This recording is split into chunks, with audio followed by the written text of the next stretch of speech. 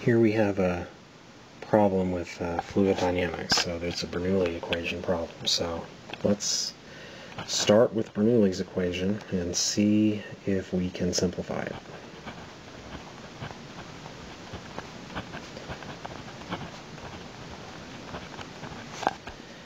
Okay, and the same for the top side.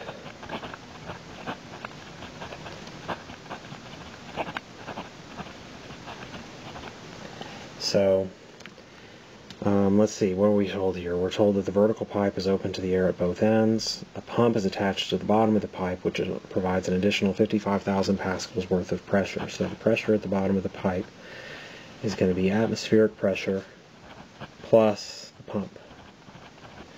And the pressure at the top of the pipe is just atmospheric pressure. Okay. The top of the pipe is 2.7 meters above the bottom of the pipe. So we'll make y bottom 0. And that way y top, this is water in the pipe, so it's the rho g y top term becomes 1,000 times 9.8 times 2.7. Okay, which is 26,460. Next, the diameter of the bottom part is 1.8, but it tapers to a diameter of 1.2. Okay, so those cross-sectional areas are not going to be different enough. We're not going to be able to simplify by just setting v top or v bottom equal to 0. So let's write down what we have so far.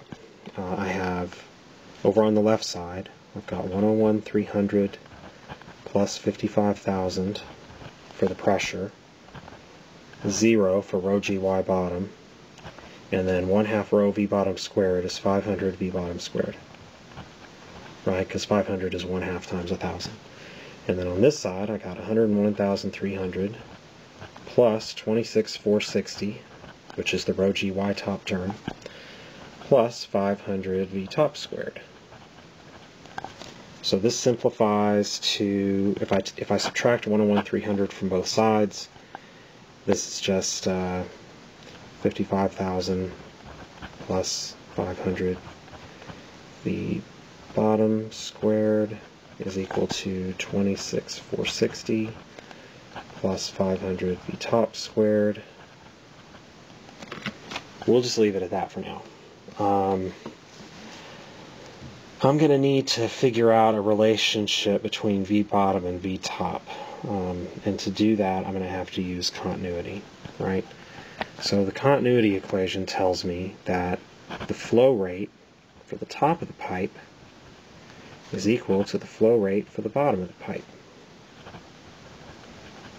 Okay? Well, that just means that I can write v bottom is equal to this ratio, a top over a bottom times v top. Well, now the area of the top of the pipe, it has a diameter of 1.2 centimeters. So that's a radius of 0.6 centimeters. So pi times 0.06 squared, that's the cross-sectional area of the top of the pipe. And then the bottom of the pipe has a diameter of 1.8, so that's a radius of 0.09 squared times v top. Well, of course the pi's cancel out. This is just 0.444 v top. Okay, so now I have a second equation. I have that v bottom is equal to 0.444 v top. Okay, now I've got two equations and two unknowns. So I'm going to take this and I'm going to substitute it in right there. Okay, so I get 55,000 plus 500 times 0.444 squared v top squared. Got to square both terms. And that's equal to 26,460 plus 500 v top squared. Simplifying that, I get 28,540 is equal to 401.23 times v top squared, and so v top is 8.43 meters per second.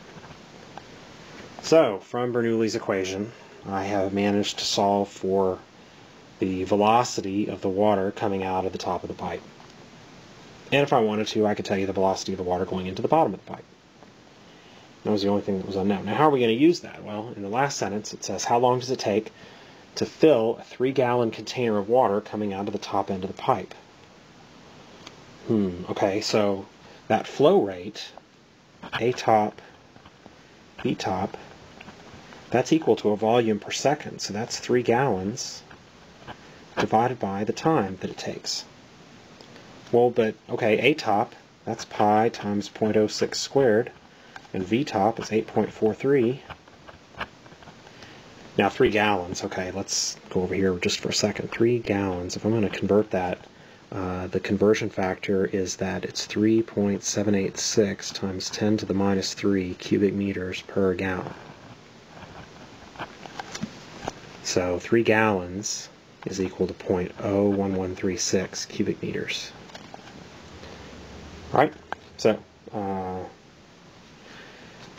that A top V top is equal to 0.01136 over T. Well, now I can solve for T, right? T is 12 seconds.